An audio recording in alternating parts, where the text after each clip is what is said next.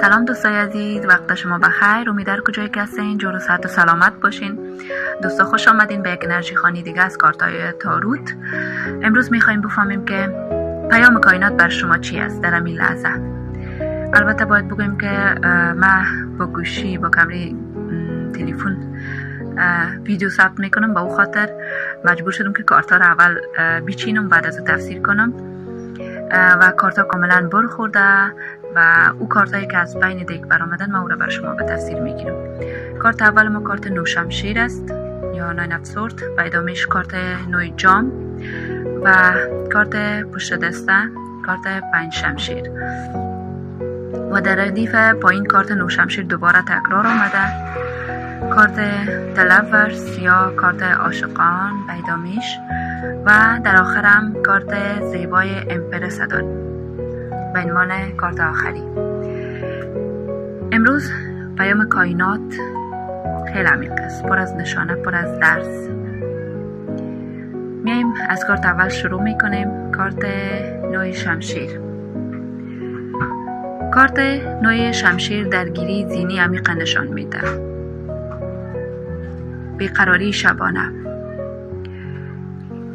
اینجا کسی را نشان میده که غرق در افکارش است، مضطرب، پریشان و درگیری های فکری شبانه داره، بیخوابی. شاید مدت از شما با ترسایتان تنها ماندین، با فکرهایی که نه واقعی هستن نه سازنده. اسم میکنی که در تاریکی ها اسیر شدی. کائنات اینجا میخواد برات بگویه که این صداهای درون تو همیشه واقعی نیستن، حقیقت ندارن و میخواد تو رو با خودت روبرو کنه. تو نیاز داری که خودت ببینی، هر قسمه که هستی، خودت از بندی درگیری ها رها کن. و بلا فاصله کارت دوم، کارت نوی جام، آغاز یک رابطه احساسی جدید یا جوانه عشق و مهربانی را نشان میده. شاید یک رابطه احساسی جدید در راه است و یا یک نوع بیداری احساسی، لحظه‌ای که تو دیگه یاد میگیری خودت چطور دوست داشته باشی. کارت نوی جام دقیق مثل یک قطره باران است که به گل تبدیل میشه با دوست داشتن خودت. و کارت سوم، کارت 5 شمشیر، نبردهای پوچ و جنگ‌های ذهنی را نشان میده. این کارت از شکست‌ها صحبت میکنه، از شکست‌هایی که حتی پیروزی در او تلخ است. تو شاید درگیر نبرد هستی، یا با خودت یا با دیگران، که نه برات عشق میاره نه آرامش، فقط خستگی و جدایی را میاره. کائنات اینجا برات میگه که دیگه لازم نیست بجنگی، رها کن. بعض وقتا ارزشمندترین پورت تصمیم در برابر آشتی با خودت است، دوست داشتن خودت است. بعض وقتا ارزشمندترین برد همی است. و میاییم کارتایی که در ردیف پایین چیده شدن او را به تفصیل میگیریم. کارت نوشمشیر که اینجا کارت نوشمشیر دوباره تکرار آمده، هم در ردیف بالا کارت اول نوشمشیر داشتیم و هم در ردیف پایین کارت اول نوشمشیر دوباره تکرار آمده. وقتی یک کارت دوبار در یک ریدینگ میایه یعنی او پیام تقویت میکنه. این بار کائنات با صدای بلندتر میخواد برات بگویه که بیشتر از این درگیر افکارت نباش. تو چیز فراتر از افکارت هستی. اگر ترس داری، استرس داری، درگیری ذهنی داری، دیگه وقتش است که رها کنی. تمام این ترس ها و درگیری ها گذشته را. کارت لورس در مرکز ریدینگ، کارت زیبای لورس، شروع یک رابطه احساسی عمیق. این کارت شاید در ظاهر درباره عشق باشه، اما در اعماق درباره انتخاب است. شاید تو در یک دورایی هستی بین گذشته و آینده، بین دل و منطقت، بین ترس و عشق. کائنات از تو میخواد که این بار انتخاب کنی راه و مسیر خوده. انتخابی که از دل میآید، نه از روی ترس، نه از روی زخم. و باز تاکید میکنه که خودت دوست داشته باش. با خودت آشتی کن.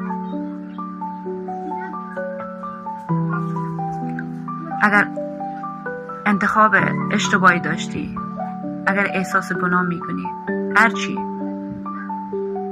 اول با خودت کنار بیا، بعد با جهان بیرون.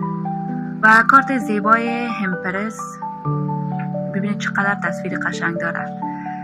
نماد مادر هستی، بانوی باروری، خلاقیت و قدرت درون است. این کارت میگه تمامی دردها، بیخوابی‌ها، درگیری‌های فکری، اشک‌ها در نهایت به ثمر میشینه. تو در آستانه یک تولد دوباره هستی، اما این بار از دل خودت، به انتخاب خودت، نه به انتخاب دیگران، نه که دیگران چی میخواین.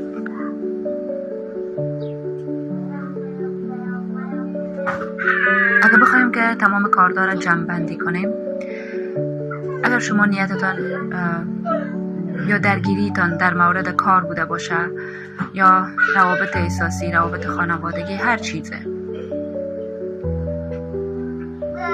اگر بخوایم در 3 لایه را بررسی کنیم، لایه ذهن، دل و روح، کارتای 9 شمشیر و 5 شمشیر اینجا درگیری‌های ذهنی را نشان میده.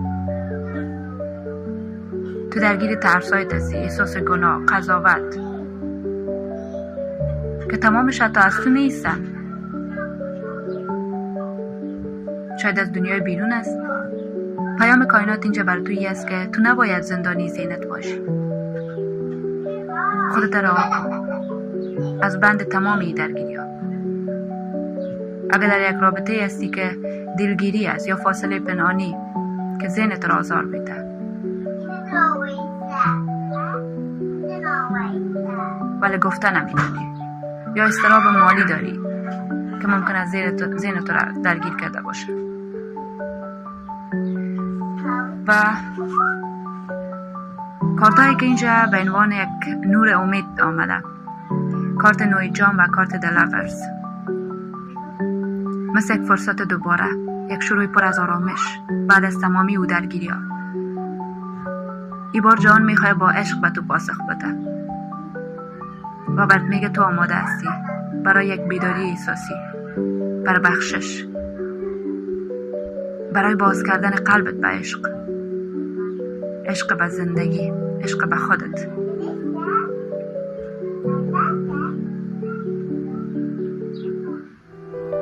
و به عنوان پیام آخری کارت امپرس، تو در یک نقطه عمیق از تحول هستی، جای بین رنج و بیداری، بین عشق و ترس. تو آماده هستی برای خلق دوباره، زیبایی و قدرت درونت. تو آمادگیش داری برای از اینکه خودت باشی، بی واسطه، بی نقاب و بدون ترس زندگی کنی.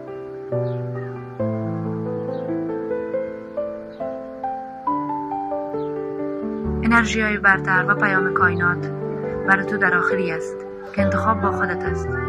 میخوای غرق شوی یا میخوای دوباره خلق کنی؟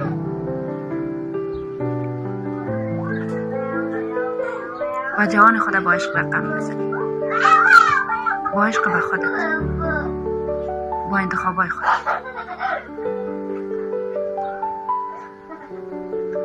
پیام خیلی عمیق بود دوستای عزیز. امید که هرچی زودتر از بند ای درگیری های ذهنی نجات پیدا کنیم.